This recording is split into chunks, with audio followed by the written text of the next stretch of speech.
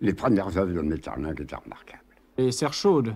Serre chaude et puis les petits drames. Les 12 chansons également. Oui, intérieur. Avez-vous connu Maeterlinck? Oui, je l'ai vu quand il est arrivé à Paris, là, habillé en velours à grosse côte, enfin, un vrai paysan de flamand, enfin, il faisait flamand, je crois. Oui. Oui. Et vous ne l'avez pas revu ensuite? Il était auteur du Mercure, mais vous ne le voyez pas souvent. Non, il est venu une fois. Et après Maeterlinck, voici Stéphane Mallarmé. Vous avez consacré à Mallarmé la plus longue notice de votre choix de poèmes. Et vous avez dit, en le mettant enfin, sous la plume de Gourmont, plus exactement, vous avez cité Gourmont. Il est rare, disait Gourmont, que les livres aveuglément clairs vaillent la peine d'être relus. La littérature qui plaît aussitôt à l'universalité des hommes est nécessairement nulle. Et je veux dire que cela m'a beaucoup étonné que vous ayez reproduit cette phrase en ayant l'air de lui accorder crédit, car l'un de vos principes les plus chers est certainement que les livres clairs valent seuls la peine d'être lus et relus. Et comment expliquez-vous que vous ayez approuvé cette opinion de Gourmont? Je vous ferai remarquer que plusieurs critiques ont signalé que la notice de Mallarmé, au fur et à mesure de l'augmentation, au fur et à mesure de la publication d'un tome nouveau, diminuait. Oui, j'ai remarqué que la notice était presque plus importante comme nombre de pages que les poèmes cités. Oui, mais la notice, je vous dis, de volume en volume... rétrécissait. Mais non, l'admiration foutait le camp. Oui. Je me retenais pour ne pas... voilà. Pour ne pas? Pour ne pas dire, écoutez, c'est du néant. Ah ben moi qui voulais vous demander justement, car vous avez appris des poèmes de Mallarmé par cœur, puisque ce que vous aimez, vous je ne les ai pas apprenez. Appris. Non. Vous l'avez appris involontairement. Oui. Alors je voulais vous demander d'en réciter un. Oui, je veux bien en réciter un. Alors je vous écoute si vous voulez bien. Le vierge, le vivace et le bel aujourd'hui, va-t-il nous déchirer avec un coup de livre ce lac dur, oublié, que hante sous le givre le transparent glacier des vols qui n'ont pas fui très beau vers. Donc vous admettez qu'il y a encore de très beaux vers. Oui, on ne sait pas ce que ça veut dire, mais c'est très beau. Un signe d'autrefois se souvient que c'est lui, magnifique, mais qui, sans espoir, se délivre. Pour n'avoir pas chanté la région où vivre, autre beau vers, quand du stérile hiver a resplendi leur nuit. C'est très beau comme vers. Ça ne vous émeut pas, comme le Charles Guérin. Et vous les dites très bien également. Ouais. C'est tout de même un hommage que vous rendez à Mallarmé que de vous souvenir de ces vers. Tout son col secoura cette blanche agonie par l'espace affligé à l'oiseau qu'il nie, mais non l'horreur du sol où son plumage est pris. Fantôme qu'à ce lieu son pur éclat signe. Il s'immobilise au songe froid de mépris que vint parmi l'exil inutile le signe. Il faut donc admettre que les textes qui ne sont pas aveuglément clairs valent quelquefois la peine d'être dits et redits. Une dentelle s'abolit dans le doute que je suprême à entrevoir comme un blasphème qu'absence éternelle de lit. C'est unanime blanc conflit d'une guirlande avec la même, enfui contre la vitre blême, flotte plus qu'il n'ensevelit. Mais chez qui du rêve se dort, tristement dort, une mandore au creux-néant musicien, tel que vers quelques fenêtres, selon nul ventre que le sien, filial on aurait pu naître. Mais qu'est-ce qui vous plaît surtout dans ces vers, vous qui n'aimez pas le jeu verbal?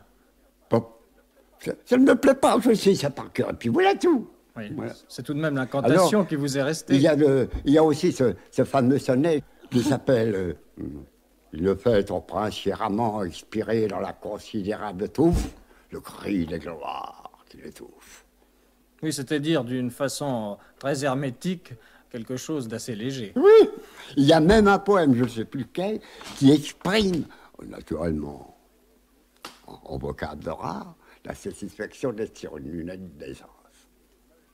Vous n'avez jamais lu les articles de Charles Chassé sur Mallarmé? Chassé a découvert que tout Mallarmé est fait avec le nitré. Je ne connais pas le littré, moi je n'ai aucun dictionnaire. Mais il paraît que le littré donne, en remontant très loin, toutes les étymologies du moindre mot.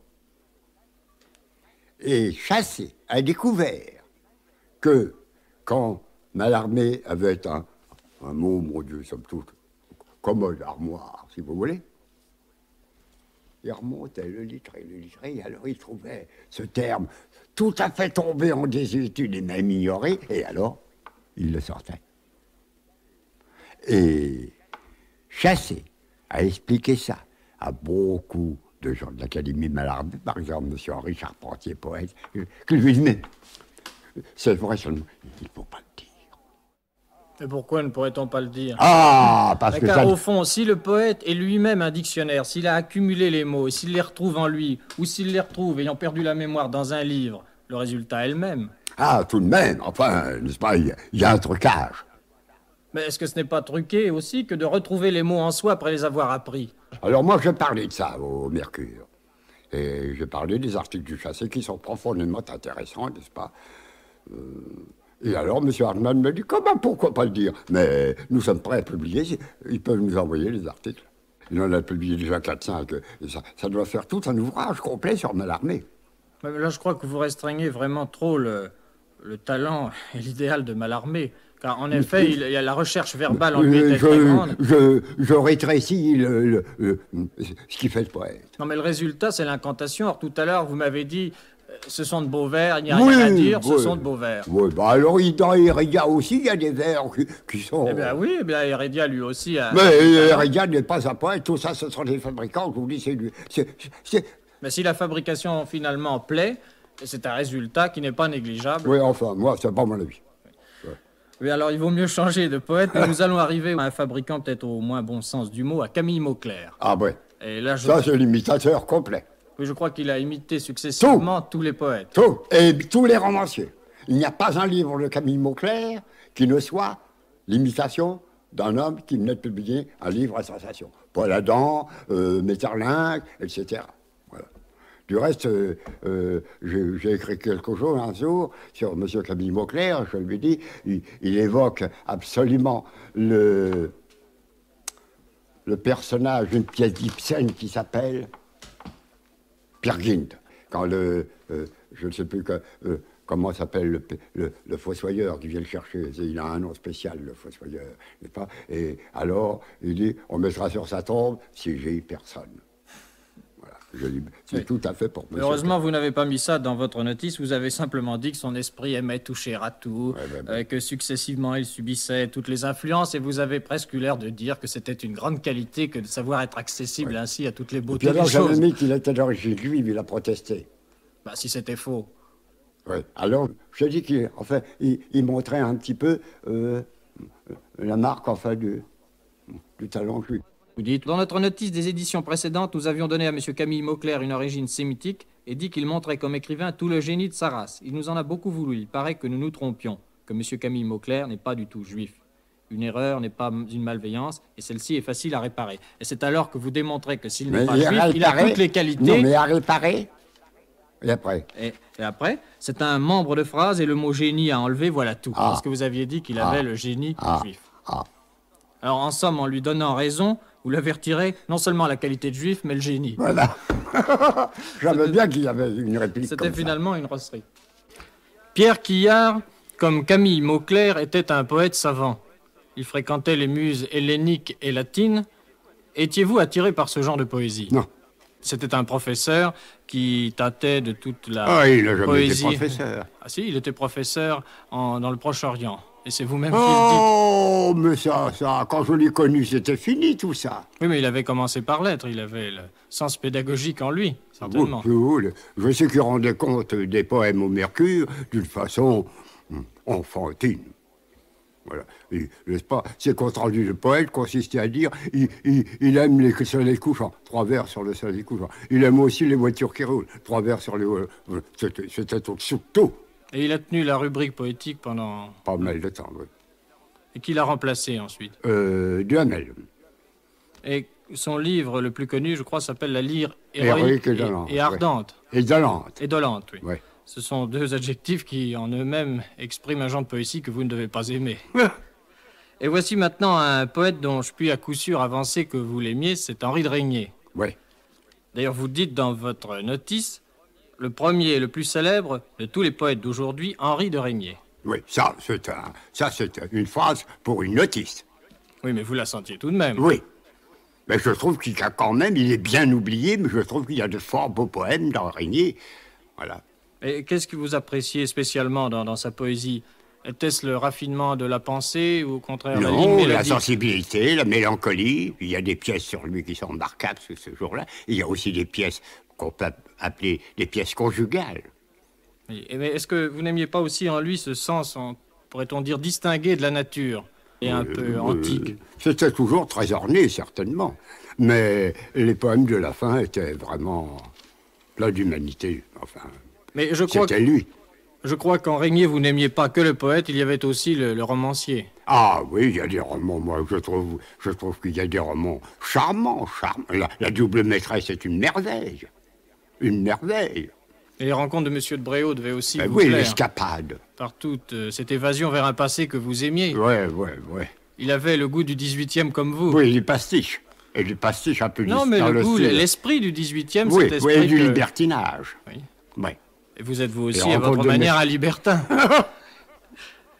Et il vous donnait, je crois, cette impression que vous aimez, que vous éprouvez trop rarement, d'un homme qui écrit pour son propre plaisir.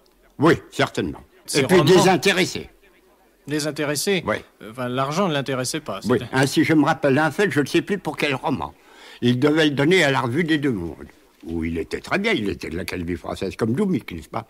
Et on lui a demandé de faire des suppressions. Il y avait des passages qui paraissaient un petit peu osés par la Revue des Deux Mondes à Doumic. Eh bien, quoique exposé à toucher beaucoup moins, il a apporté son roman au Mercure. Voilà, c'est tout de même quelque chose. Et il n'était pas riche. Oui. Ce sont de ces espèces de dérobates désintéressés dont vous avez donné souvent la preuve vous-même. Et je trouve ça très bien. Du reste, c'était un homme simple, modeste, fort aimable, enfin. Moi, j'ai toujours eu avec lui, et j'en étais, enfin, très honoré, les meilleurs rapports. C'est lui qui vous avait un peu introduit au Mercure de France. Oh, pas du tout. Non, qui vous avait tout de Non, même c'est lui qui a lu... appuyé. Non, pas du tout. C'est lui qui a lu Le Petit Ami. Oui, c'est lui qui l'a lu, qui a conseillé à Valette de le publier. Voilà.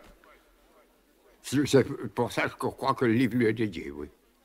Oui, Oui, le livre lui est dédié en effet. c'est ça. Eh ben, c'est un Une espèce de remerciement. reconnaissance que... C'est un remerciement de vivre. Non, n'employons pas le mot de reconnaissance, je suis fermé à la reconnaissance. Bah oui, mais vous êtes ouvert au remerciement. Ah, tout de même. Le n'est-ce pas? remerciement Cet est homme- une forme. Cet homme, moi, tout à fait inconnu, n'est-ce pas? Cet homme qui avait lu ce roman et qui avait donné un avis favorable, eh ben, tout de même, ça valait bien un remerciement. Alors c'est de la courtoisie. C'est de la courtoisie. Mais c'est ça un ne correspond remerciement. pas à un sentiment. Oh, je suis fermé à la reconnaissance. Enfin, vous dites que vous l'êtes. Non, je l'ai écrit, n'est-ce pas? J'ai reçu des amabilités et des obligeances de beaucoup de gens. Je dis toujours, s'ils l'ont fait, c'est que ça leur fait plaisir. Eh ben, ils sont payés. Bon, ce n'est pas la peine de leur dire merci dans ce cas-là. Ah oui.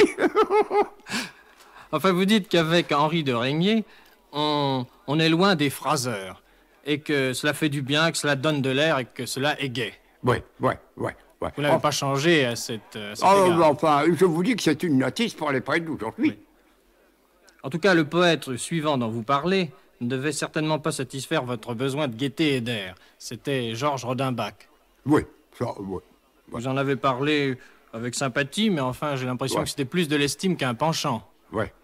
L'avez-vous rencontré? Oh, oui, je l'ai rencontré à la Comédie Française, quand on a joué le voile. Il était déjà mort au moment où vous écriviez cette notice, d'ailleurs. Ah, Il était mort en je 1898. peux vous donner un détail sur Rodenbach. Il était traillé avec Schwab et Moreno. Et alors un jour... Ah oui, Moreno récitait souvent des vers de Rodenbach. Et dans l'affaire Dreyfus, il y a eu un jour une pétition, je ne sais plus dans quel sens, en fait, toujours est-il que Rodenbach a signé la pétition. Et j'ai entendu un dimanche Moreno, rue Saint-Louis-en-Lys, chez Schwab, dire il peut se fouiller pour que je dise des vers de lui maintenant. Parce qu'il s'était révélé anti-Dreyfusard. Voilà. Et vous n'avez pas d'autres souvenirs de lui? Non. Il est mort très jeune. en 1898, comme je l'ai dit, et évidemment, vous avez eu peu l'occasion de le voir. Ouais, ouais. Avec Laurent Taillade, le ton change. Voici un poète satirique, et même dans le lyrisme. Et l'avez-vous connu, Laurent Ah Taillade? oui. Et je pense que vous éprouviez pour lui une certaine sympathie, sa vie Oui. mouvementée, Ouais, aventureuse, ses ouais. duels, son accident. Ouais. Je crois qu'il avait été blessé dans un attentat, Oui, ouais, au Foyot. un attentat d'anarchiste. Oui, une bombe. C'était un pamphlétaire courageux. Et Ouais. qu'est-ce que vous aimiez spécialement en lui? Oh, et versatile, il était au plus offrant. Et puis il partageait avec Blois. La grossièreté. Il avait un ami de jeunesse qui habitait rue Dauphine, qui avait eu de la fortune, qu'il avait beaucoup connu, Blois. Et il avait eu je ne sais combien de libéralité à l'égard de Blois, n'est-ce pas? Du reste, Blois lui avait donné des manuscrits en remerciement, des lettres, des autographes, enfin tout ça. Bon. Alors, tant que cet homme était célibataire, il allait à Bourg-la-Reine, chez Blois, où il était bien reçu, n'est-ce pas? Et reçu d'une façon intéressée, certainement. Mais cet homme, un jour, s'est marié. Il s'est marié civilement. Et il a reçu une lettre de Blois en disant « Cher ami, vous savez, il est inutile de m'amener votre putain à la maison. » Voilà, je n'aime pas ça. Vous savez, Blois m'a toujours fait l'effet d'un Tartuffe. Moi, je ne peux pas souffrir cet homme. Je n'ai jamais pu souffrir cet homme. Il n'y a qu'un livre de lui que je trouve drôle, c'est l'exégèse de lieux communs. Quand il parle de son propriétaire qui habite au-dessus et qui est en train de prendre un bain et qui dit « Cette charogne est encore en train de se tremper. » Et puis alors, l'entrepreneur de démolition, où il y a un portrait de Catulle Mendès qui est conçu ainsi, cet homme dont les jambes se dérobent sous lui comme honteuses de la charogne qu'elle porte. C'est textuel, ça. Voilà. Alors, naturellement, on est comme engueulade, comme peinture. Oui, bon, enfin...